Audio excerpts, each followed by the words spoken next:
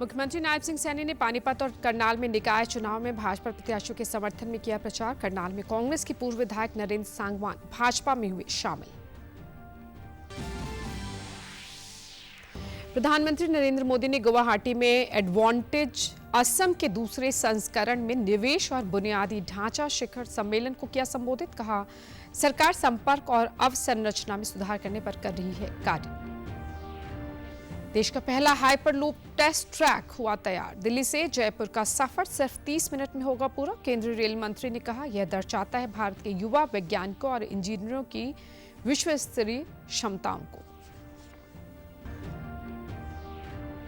और शिवरात्रि के मौके पर प्रदेश में डाक विभाग श्रद्धालुओं को घर के नजदीक उपलब्ध करवा रहा है गंगा जल। लोगों ने विभाग का किया धन्यवाद। नमस्कार, मैं राजेंद्र कौर। अब समाचार विस्तार से। मुख्यमंत्री नायब सिंह सैनी आज करनाल में भाजपा की मेयर प्रत्याशी रेणु बाला गुप्ता और पार्षद पद के सभी उम्मीदवारों के समर्थन में चुनाव प्रचार करने पहुंचे। उनके साथ भाजपा प्रदेश अध्यक्ष मोहनलाल बड़ौली भी मौजूद रहे। यहां मुख्यमंत्री ने कई कार्यक्रमों में शिरकत की। सबसे पहले वे एक निजी होटल में कश्यप समाज द्वारा आयोजित समारोह में पहुंचे, जहां उन्होंने लोगों से भाजपा के पक्ष में वोट की अपील की। राजनीतिक दृष्टि से आज करनाल में काफी गहमा गहमी का माहौल रहा। यहां पूर्व विधायक और कांग्रेस के वरिष्ठ नेता नरेंद्र सांगवान भाजपा में शामिल हो गए। मुख्यमंत्री और भाजपा प्रदेश अध्यक्ष मोहनलाल बड़ौली ने उन्हें भाजपा का पटका पहनाकर पार्टी में शामिल कराया। एक दिन पहले ही नरेंद्र सांगवान ने कांग्रेस को अलविदा कहा था। भाजपा प्रदेश अध्यक्ष ने कहा कि हरियाणा में जीत के बाद पूरे देश में एक वातावरण बना है। स्थानीय निकाय चुनाव के बाद एक नया रिवाज पूरे देश में आने वाला है कि ट्रिपल इंजन की सरकार भाजपा की बने। उन्होंने कहा कि यह शुरुआत हरियाणा से होगी। निकाय चुनाव की सभी सीटों पर भाजपा के उम्मीदवार जीत दर्ज करेंगे और कांग्रेस एक बार फिर ईवीएम को कोसने का काम करेगी। बड़ौली ने कहा कि आज कांग्रेस के पास पार्षद पद के उम्मीदवारों की भी कमी है। कांग्रेस एक लूट खसूट वाली पार्टी है। देश में आने वाला है कि ट्रिपल इंजन की सरकार भारतीय जनता पार्टी की बने और इसकी शुरुआत हरियाणा से इस चुनाव में होगी, जहां 10 निगम के चुनाव हैं। सभी भारतीय जनता पार्टी के पक्ष में आने वाले 12 मार्च को जब परिणाम आएगा और उस परिणाम में जब जीत होगी तो कांग्रेस से फिर उस ईवीएम को कोसने का काम करेगी। और आज कांग्रेस के पास उम्मीदवारों का भी काल पड़ा हुआ है। आज उनके पास पार्षद पद के भी टिकट मांगने वाले उनके पास कार्यकर्ता नहीं है। आज बहुत बड़ी संख्या में जो कांग्रेस के पुराने कार्यकर्ता थे, कल संकल्प पत्र रोहतक से जारी हुआ।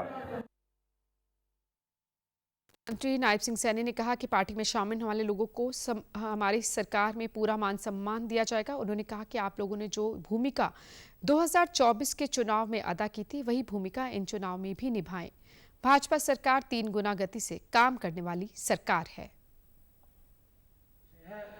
कश्यप समाज उसी भूमिका में आकर के अपनी बेटी को, अपनी बहन को यहाँ से आशीर्वाद देगा। बाकी के सारे काम हमारे ऊपर छोड़ दीजिए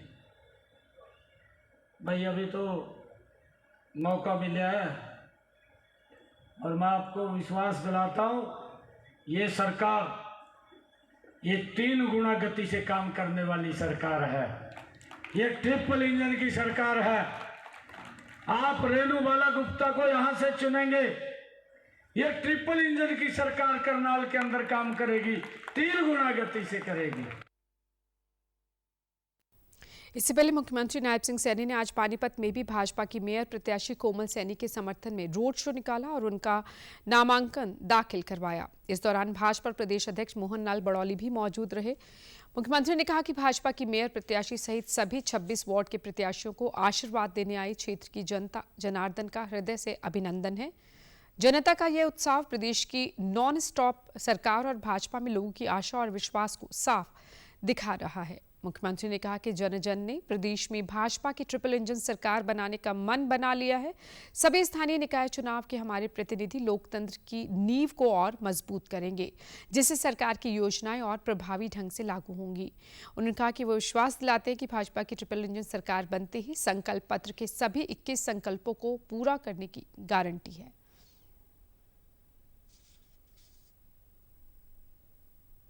के ऊपर इतना बड़ा जनसैलाब, पानीपत के हर घर से व्यक्ति हमारे 26 के 26 पार्षदों और हमारी मेयर की प्रत्याशी कोमल सैनी जी को अपना आशीर्वाद देने के लिए आज नॉमिनेशन पे आए हैं। एक तरफा माहौल पानीपत के अंदर है। मैं पिछले लगभग 5-6 दिनों से हमारे प्रदेश अध्यक्ष मोहनलाल कौशिक जी और हमारी पूरी टीम, हमारे मंत्रीगण पूरे हरियाणा प्रदेश के हर नगर पालिका, नगर परिषद और नगर निगम में जा रहे हैं। जो लोगों का उत्साह, जो जोश देखने को मिल रहा है, एक तरफा माहौल भारतीय जनता पार्टी का है। ट्रिपल इंजन की सरकार 12 तारीख को हरियाणा के अंदर बन जाएगी और गति से 3 गुना गति से हमारी सरकार काम करेगी। ये हमारा वायदा है, कमिटमेंट है, ये हमारी गारंटी है, मोदी की गारंटी है। इस दौरान मुख्यमंत्री ने कांग्रेस पर निशाना साधते हुए कहा कि कांग्रेस ट्वीट मास्टर बन गई है। कांग्रेस को धरातल की कोई जानकारी नहीं है और उनके नेता प्रधानमंत्री मोदी की नीतियों पर विश्वास जता रहे हैं। प्रॉपर्टी आईडी को लेकर मुख्यमंत्री ने कहा कि उससे संबंधित समस्या को हल कर दिया गया है।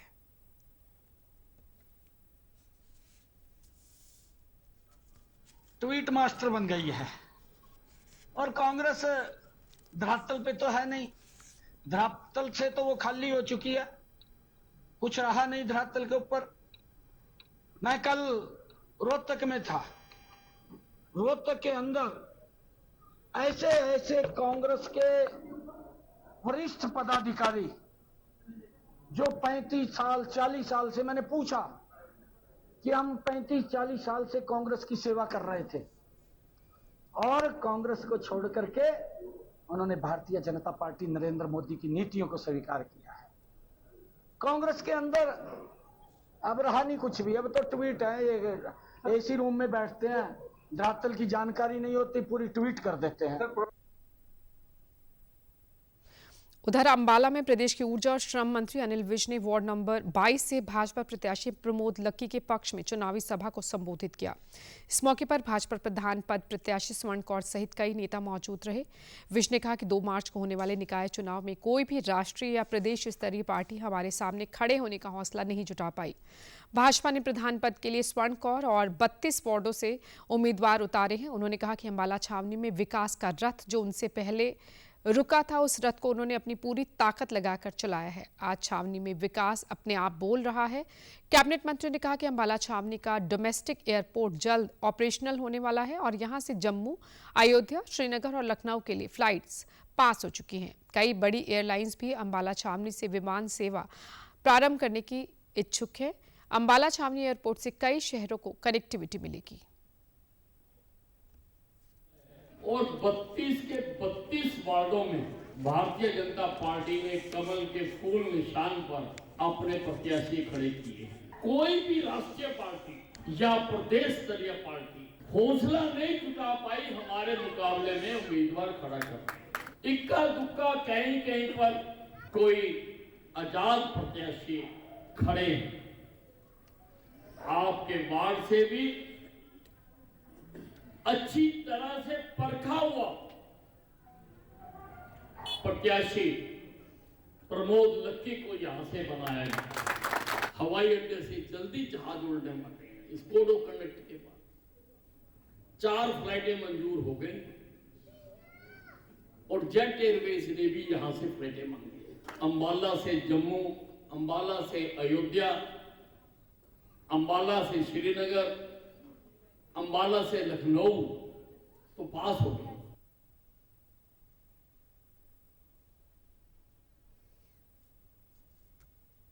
निकाय चुनाव में प्रचार के लिए नगर निकाय मंत्री विपुल गोयल हिसार पहुंचे। कल शहर भर में उन्होंने अलग अलग वार्डों में जनसभाओं को संबोधित किया।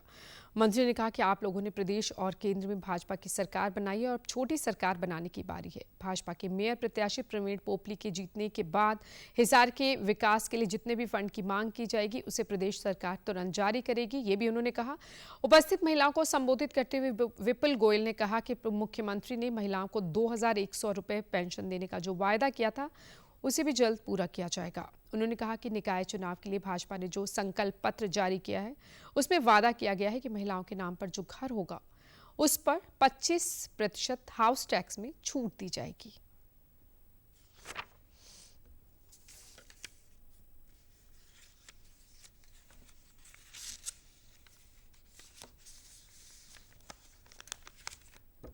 विकास के लिए जो भी फंड मांगेंगे फाइल यहाँ से भेजेंगे। मैं मुख्यमंत्री जी से विचार विमर्श करके कि मुख्यमंत्री जी आपकी अनुपस्थिति में मैं हिसार गया था, हिसार के लोगों ने इतनी सारी वोटें देकर आपके हाथों को मजबूत करा है और भाई परवीन पोपली को इतने वोटों से जिताकर भेजा है, तो इनके लिए किसी तरीके के खर्चे में कमी ना आए। ये जितना खर्चा मांगेंगे उतना खर्चा हिसार के विकास के लिए भेजने का काम प्रदेश की सरकार करेगी, आपका भाई विपुल गोयल करेगा। और इस बात के लिए नायब सैनी जी ने आप लोगों से एक वादा भी किया था कि 2100 रुपए की पेंशन हर महीने आप लोगों के खाते में भेजने का काम करेंगे। तो उसके लिए भी ज्यादा इंतजार की जरूरत नहीं है, कुछ दिनों के अंदर विधानसभा में प्रस्ताव पारित होगा और 2100 रुपए की पेंशन शुरू करने का काम नायब सैनी जी करेंगे। दिल्ली की मुख्यमंत्री रेखा गुप्ता आगामी 28 तारीख को बल्लभगढ़ से मेयर पद की उम्मीदवार प्रवीण जोशी और भाजपा पार्षदों के समर्थन में वोट करने की अपील करने पहुंचेंगी। पूर्व कैबिनेट मंत्री मूलचंद शर्मा ने बताया कि इस रोड शो में दिल्ली की मुख्यमंत्री के साथ केंद्रीय राज्य मंत्री कृष्णपाल गुर्जर और मंत्रीगण के साथ साथ विधायक भी शामिल होंगे। उन्होंने दावा किया कि फरीदाबाद से मेयर पद की उम्मीदवार प्रवीण जोशी की 8 लाख से ज्यादा मतों से जीत दर्ज होगी और पूरे देश में एक रिकॉर्ड बनेगा। उन्होंने जनता से अपील की कि आगामी 28 तारीख को ज्यादा से ज्यादा संख्या में पहुंचकर दिल्ली की मुख्यमंत्री का स्वागत करें और रोड शो में शामिल हों। उन्होंने बताया कि बल्लभगढ़ से रोड शो की शुरुआत होगी और उसके बाद यह रोड शो जिले के अन्य क्षेत्रों में भी पहुंचेगा।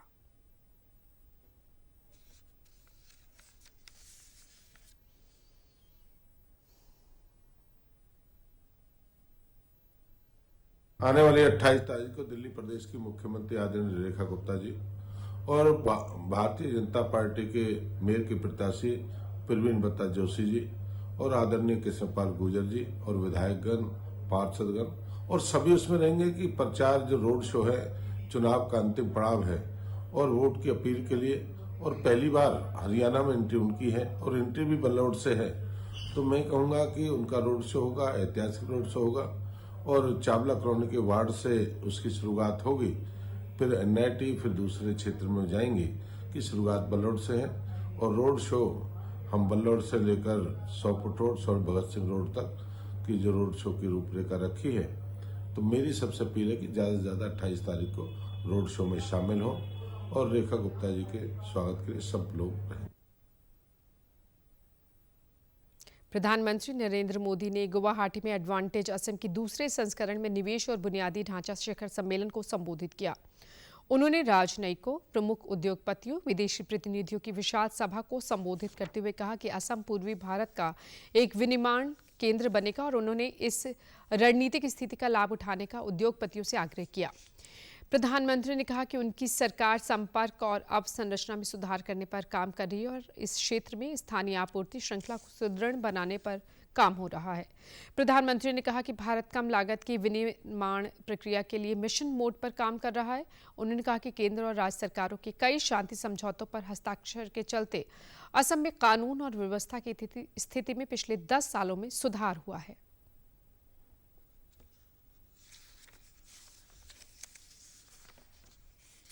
47 तक भारत को विकसित भारत बनाने में पूर्वी भारत की भूमिका बहुत बड़ी होने वाली है। आज पूर्वोत्तर और पूर्वी Bharat infrastructure, logistics, agriculture, tourism और इंडस्ट्री में तेज रफ्तार से आगे बढ़ रहा है। वो दिन दूर नहीं जब दुनिया भारत की डेवलपमेंट जर्नी में इस क्षेत्र को सबसे आगे बढ़ते हुए देखेगा। मुझे विश्वास है आप इस यात्रा में असम के साथी बनेंगे। प्रधानमंत्री ने कहा कि असम सरकार ने व्यवसाय को सुगम बनाने के लिए एक वातावरण सृजित किया है। असम सरकार ने उद्योगों के लिए श्रेष्ठ नीतियां तैयार की हैं। इसने वर्ष 2030 तक 1.5 अरब की अर्थव्यवस्था बनने का लक्ष्य निर्धारित किया है। प्रधानमंत्री ने कहा कि केंद्र सरकार राज्य सरकार को लगातार समर्थन दे रही है और केंद्र सरकार ने हवाई संपर्क दुरुस्त करने के अलावा और 60 आधुनिक रेलवे स्टेशनों के निर्माण के लिए रेलवे बजट में वृद्धि की है। उन्होंने कहा कि असम भारत के आर्थिक विकास में एक महत्वपूर्ण भूमिका निभा सकता है।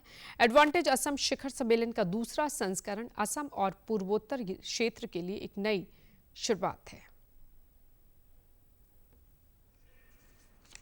डिजिटल रिवॉल्यूशन, इनोवेशन और टेक्नोलॉजिकल प्रोग्रेस पर निर्भर है।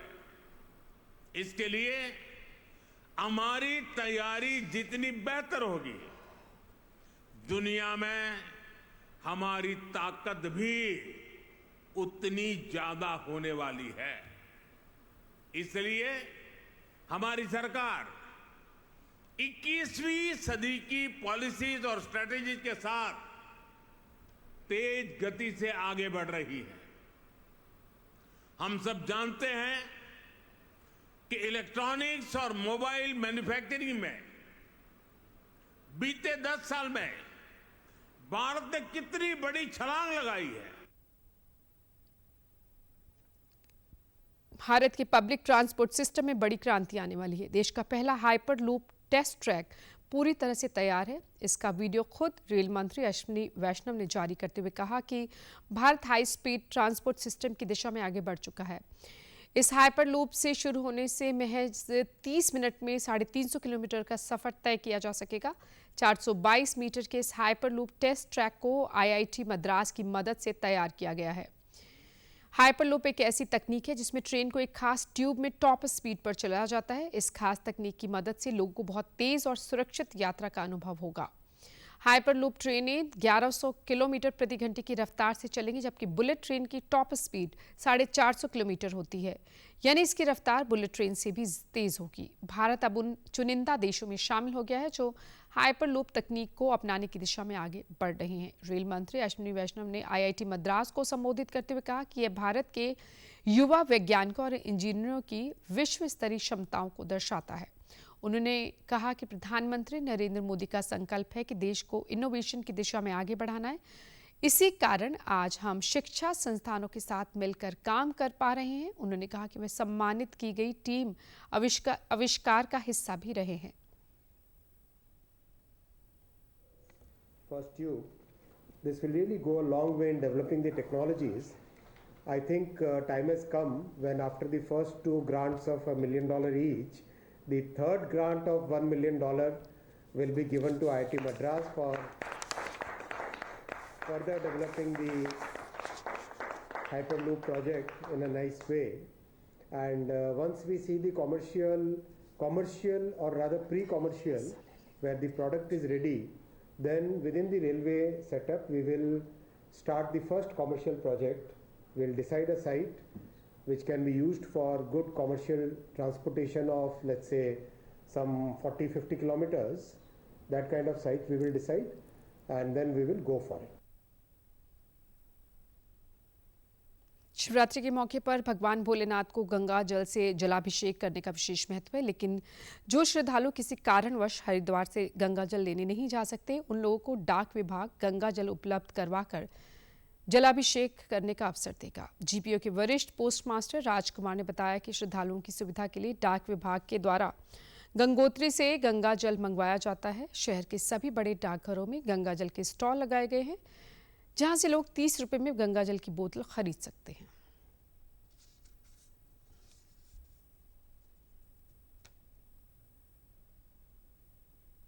गंगा जल है जो श्रद्धालु अपने गंगोत्री या गौमुख या हरिद्वार से नहीं ले पा सकते, तो हम हमारे द्वारा जो भी है ये उपलब्ध जो है बोतल है हमारे पास 250 ml की है, जिसकी कॉस्ट 30 रुपये है। और विभिन्न मंदिरों में हमारे द्वारा स्टॉल लगाए जाएंगे, और विशेषकर हमारा हाथीखाना मंदिर जो कि लोगों में तो काफ़ी उत्साह देखा जाता है, क्योंकि पिछले कई सालों से हमारा ये मतलब कि जो स्टॉल लगाया जा रहा है और अच्छा हमें रिस्पॉन्स मिलता है, लोगों का उत्साह देखने को मिल रहा है।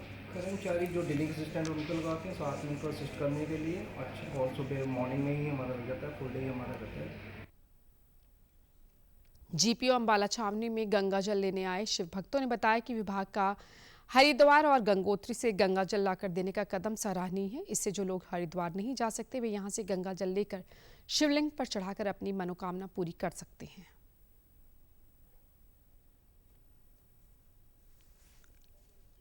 जो डाकघर की एक बहुत अच्छी पहल है। जो लोग वहां नहीं जा सकते कम से कम शुद्ध गंगा जल तो हमारे पास अवेलेबल है। मैं डाकघर का बहुत आभारी हूँ कि ये काम ये कर रहे हैं। और शिवरात्रि पर भी मैं तो यही लेके जाता हूँ और भोलेनाथ पर चढ़ाते हैं। जो सरकार ने गंगा जल का यहाँ पे सुविधा किया उसके लिए लोगों को बहुत बेनिफिट हो रहा है। जो नहीं जा पा रहे हैं उनके लिए बहुत अच्छी सुविधा, बहुत अच्छा। आज गंगा जल सुविधा है। हरिद्वार ना जाने के कारण मैंने यहीं से ही गंगा जल प्राप्त कर लिया और शुद्ध है, स्वच्छ है, आसान है लेना। इससे कहूँगा कि यहीं से आके गंगा जल परचेज किया जाए। समय के अभाव के कारण से जाना और रश की वजह से नहीं जा सके, इसलिए यहीं से परचेज करके काम चला लिया। नूंह के मालवा स्थित गवर्नमेंट पॉलिटेक्निक कॉलेज में रोजगार मेले का आयोजन किया गया। इसमें सैकड़ों की तादाद में बेरोजगार युवाओं ने शिरकत कर अपना रजिस्ट्रेशन कराया। साथ ही कॉलेज प्रांगण में खेलकूद प्रतियोगिता का भी आयोजन किया गया। अतिरिक्त उपायुक्त प्रदीप सिंह मलिक और जिला रोजगार अधिकारी एस रावत ने बताया कि आज लगाए गए रोजगार मेले में करीब 200 युवा पहुंचे और उनको रोजगार देने के लिए 9 बड़ी कंपनियों ने रोजगार मेले में शिरकत की। उन्होंने बताया कि युवाओं को रोजगार देने के लिए हर महीने रोजगार मेले का आयोजन कराया जाता है। अतिरिक्त उपायुक्त प्रदीप सिंह मलिक ने बताया कि रोजगार साथ खेलों का भी जीवन में विशेष महत्व है। जिले में प्रशासन की तरफ से अगले 10 दिनों में खेलो मेवात अभियान की शुरुआत की जाएगी।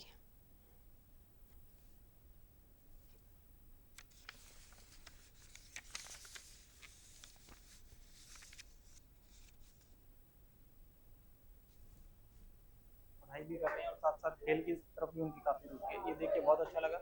सरकार की तरफ से स्पोर्ट्स में काफ़ी फैसिलिटीज़ प्रोवाइड की जा रही हैं और हमने भी जिला प्रशासन के तौर पे यहाँ पे एक खेलों में बात करके नई इवेंट स्टार्ट करने का फैसला लिया है, जो अगले 5 से 10 दिन के अंदर अंदर उसकी अनाउंसमेंट कर दी जाए। अलग अलग जिलों से जो हमारे IMTs हैं, इंडस्ट्रीज सेंटर्स हैं, वहाँ से हमने फॉर्म्स को न्योता दिया है। बहुत सारी फॉर्म्स यहाँ पे आई भी हैं। बहुत सारे बच्चे आज रोजगार मेले में भाग भी ले रहे हैं। देखिए, अभी तक इसमें 9 कंपनियाँ आ चुकी हैं और लगभग 200 के करीब जो जॉब सीकर्स हैं उन्होंने अपना रजिस्ट्रेशन कराया है। उम्मीद है कि कम से कम 20-25 लोग सिलेक्ट होंगे और लगभग 30-40 लोगों को ये नेक्स्ट राउंड के लिए भी सिलेक्ट करेंगे, क्योंकि जो हाईली टेक्निकल जो चीज़ें हैं उसमें जो है दूसरा राउंड जरूरी होता है जो कंपनी में जाके होता है। तो उम्मीद है 20-25 बच्चों को तो आज जरूर रोजगार मिल जाएगा। कॉलेज के प्रिंसिपल रईस खान ने बताया कि जो युवा कौशल में माहिर होते हैं उनको रोजगार मिलने के साथ साथ स्वरोजगार के भी अच्छे अवसर मिल जाते हैं। वहीं लाभार्थियों ने इस रोजगार मेले के प्रशासन और सरकार का धन्यवाद जताया। कंपनियों में हमें लगता है कि पिछली बार राजेश जी ने मिलकर पूरे प्रशासन से 250 से लगभग हमारी प्लेसमेंट यहाँ हुई और उससे पहले हमारी प्लेसमेंट 150 हुई थी और जितने हमारे पास आउट बच्चे हैं उन सबकी हम प्लेसमेंट करवा चुके हैं। और इस बार ये ओपन प्लेसमेंट, आपको एक चीज़ और बता दूं, खाली कॉलेज तक ये सीमित नहीं है, it is open for all. सारे कहीं से भी कोई आ सकता था, 10वीं पास, 12वीं पास, ITI, पॉलिटेक्निक, उनके प्लेसमेंट हम करा रहे हैं। सिलेक्शन तो हो गया है सर बढ़िया तरह हम समझा गया है सर। रोज में जो कंपनी उसमें हो गया सिलेक्शन सर। CSC सेंटर जो से ग्रुप चलते हैं सर, ग्रुप के माध्यम से मिला जाए। हमारे मेवात में बहुत बेरोजगारी है सर, सबसे पिछड़ा हुआ एरिया सर मेवात। उचाना कला के राजकीय स्कूल में नशा मुक्त अभियान को लेकर एक कार्यक्रम का आयोजन किया गया। इस दौरान विद्यार्थियों को नशा मुक्ति की शपथ दिलाई गई। पुलिस अधीक्षक राजेश कुमार ने कहा कि नशा मुक्ति को लेकर आयोजित की गई प्रतियोगिता के विजेताओं को बधाई देता हूं। इस कार्यक्रम का मुख्य मकसद बच्चों को नशे के खिलाफ जागरूक करना है। नशे के कारण व्यक्ति का सामाजिक जीवन नष्ट हो जाता है और उसको और परिजनों को आर्थिक रूप से नुकसान होता है। अधिकतर आपराधिक गतिविधियों सहित अन्य घटनाओं में शामिल लोग नशे की लत से ग्रस्त मिलते हैं। उन्होंने कहा कि हम समाज का हिस्सा हैं। एक भी व्यक्ति हमारे समाज में नशे से प्रभावित है तो उससे दूर करने के लिए हमें प्रयास करने चाहिए। कॉलेज में जाने वाला विद्यार्थी अपने अच्छे और बुरे कार्यों के बारे में समझने लगता है। अगर स्कूल के किसी विद्यार्थी के घर या आसपास कोई नशा करता है तो उसे अपने साथी और स्कूल के स्टाफ को बताना चाहिए, ताकि नशे की लत में गिरफ्त व्यक्ति बाहर निकलने के लिए हम सब मिलकर प्रयास कर सकें।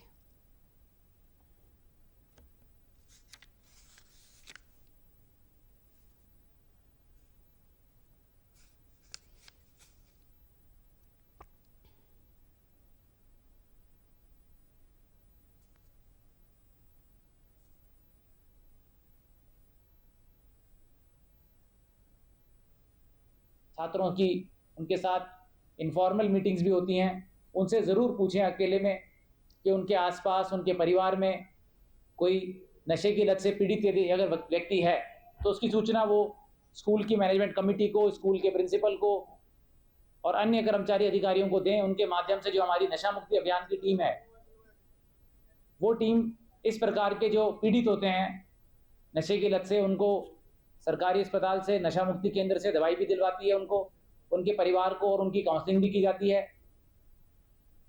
ताकि वो इस लत से बाहर आ सके। और ये हम सभी का कर्तव्य बनता है। जिले में अलग अलग गाँव में हम लोग इस प्रकार के कार्यक्रम करते हैं। जितने भी कार्यक्रमों में मैं गया हूँ वहाँ पर लोगों से हमें बहुत पॉजिटिव रिस्पांस मिला है। जो भी हमारे एडिक्ट हैं उनकी दवाइयाँ 27 नंबर कमरा 3 सरकारी हॉस्पिटल के अंदर मुफ्त में दी जा रही है। अपने आप भी लेके आ सकते हैं और हमारी भी किसी प्रकार की सभी सड़कों के पास हमारी टीम का नंबर है, हमारी भी कोई भी हेल्प ले सकते हैं, क्योंकि हमारे श्री राजेश कुमार आईपीएस के मार्गदर्शन में पूरे जिले के अंदर एक ये अभियान चला हुआ है कि हमारे जिले को ड्रग्स मुक्त किया जा सके। और उसमें सफलता पीएम किसान सम्मान निधि योजना की 19वीं किश्त जारी करने के मौके पर फतेहाबाद में आयोजित कार्यक्रम में पंचायत मंत्री कृष्णलाल पंवार ने शिरकत की। इस दौरान फतेहाबाद जिले के 90,401 किसानों के खातों में पैसे भेजे गए हैं। पत्रकारों से बातचीत में कृष्णलाल पंवार ने कहा कि भाजपा सरकार लगातार किसानों के हित में काम कर रही है। हरियाणा में 24 फसलों पर एमएसपी दी जा रही है ताकि किसान के जीवन को खुशहाल बनाया जा सके। वहीं नगर निकाय चुनाव को लेकर उन्होंने दावा किया कि बीजेपी के चेयरमैन और पार्षद पद के प्रत्याशी बड़ी जीत हासिल करने जा रहे हैं और दिल्ली की तर्ज पर कांग्रेस का स्कोर एक बार फिर से 0 रहेगा। प्रदेश के बजट सत्र को लेकर उन्होंने कहा कि आगामी बजट सर्वजन हितैषी होगा।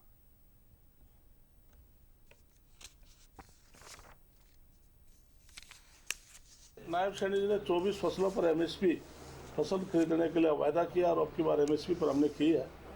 माननीय मुख्यमंत्री किसान भरपाई योजना, फसल भरपाई योजना, चाहे फसल है चाहे सब्जी है, एमएसपी रेट से कम बिकेगी तो सरकार उसको खर्च को सरकार। और 35 नगर निगम, नगर परिषद और नगर पालिका चुनाव है। मैं 100% ये बात कह सकता हूँ, 100% सभी हमारे चेयरपर्सन भारतीय जनता पार्टी के आएंगे। और जिस प्रकार से दिल्ली में कांग्रेस का 0 का खाता खुला है, भी खोल पाई, 0 आई है, तो मैं कहता किसी वार्ड में चेयरमैन को एक खाता खोल पाएंगे। नूरलाल जी आज से व्यापारी वर्ग से, उनके जनप्रतिनिधियों से मिले हैं, किसान संगठनों से मिले हैं, सभी से बातचीत कर रहे हैं, सबके सुझाव ले रहे हैं और बजट जो हम तय करेंगे वो अच्छा बजट होगा, पूरे प्रदेशवासियों के लिए अच्छा बजट।